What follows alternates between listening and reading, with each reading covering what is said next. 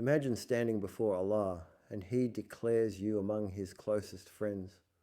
What would that mean? What would it take to reach such a station? The answer might surprise you. It's closer than you think, yet requires more than you might expect. This journey of becoming a true friend of Allah begins with understanding a profound warning and an extraordinary promise. Allah says in a sacred narration, "Whoever shows enmity to a friend of mine, I declare war against him." This is no ordinary statement. When someone becomes an enemy to Allah's beloved servants, Allah Himself becomes their adversary. But who exactly are these friends of Allah that warrant such divine protection? Many people hold misconceptions, imagining they must be miracle workers or possess supernatural abilities. The truth is far more accessible and beautiful. The Quran provides the answer. Indeed, the friends of Allah will have no fear, nor will they grieve. They are those who believe and maintain righteousness. Every God-fearing Muslim who strives in faith is a friend of Allah.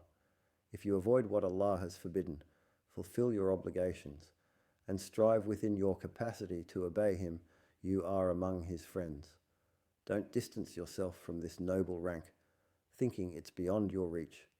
The door stands open to anyone who believes and practices taqwa, consciousness of Allah. Allah explains in a sacred hadith what makes someone His beloved friend. He says, "My servant does not draw near to me with anything more beloved to me than what I have made obligatory upon him." This is the foundation. The obligatory acts come first. Yet some people have this backwards. You might find someone devoted to night prayers, but missing the dawn prayer, or someone who performs voluntary acts while neglecting obligatory ones. Your primary focus must be the obligatory prayers, the 5 daily prayers that form the greatest obligation after belief in Allah's oneness. Protect these prayers vigilantly. Arrive early, perfect their essential elements, and cultivate deep concentration within them. Pray as if it's your final prayer, gathering all your attention and focus. Then comes the next level as Allah continues, "And my servant continues to draw near to me with voluntary acts until I love him." Notice the progression. The servant continues, persistently advancing through voluntary worship until divine love is attained. This teaches us that after fulfilling obligations, the path to Allah's love lies in abundant voluntary worship. Why would someone fill their time with extra prayers, fasting and worship, abandoning worldly pleasures? Only because their heart has attached itself to Allah, overflowing with love for Him, yearning to meet Him. They maintain the Sunnah, prayers connected to the 5 daily prayers. The Prophet said, "Whoever maintains 12 units of voluntary prayer daily, Allah builds them a house in paradise." The Prophet would stand in night prayer until his feet swelled. The righteous predecessors strived in lengthy standing before Allah. Ali ibn Abdullah ibn Abbas performed 1,000 prostrations daily, 500 units of prayer every single day. Imam Ahmad's regular practice included 300 units of voluntary prayer daily. This is what love for Allah does to a person. Wake from your heedlessness.